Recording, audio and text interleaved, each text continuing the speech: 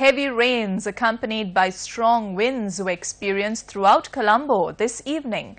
This was the situation seen around Colombo just a short while ago. Several houses in the Kotahena area were also submerged due to the heavy showers. The Met Department has predicted showers or thunder showers in the eastern, north central and Uva provinces and in the Matale district, accompanied by localized strong winds.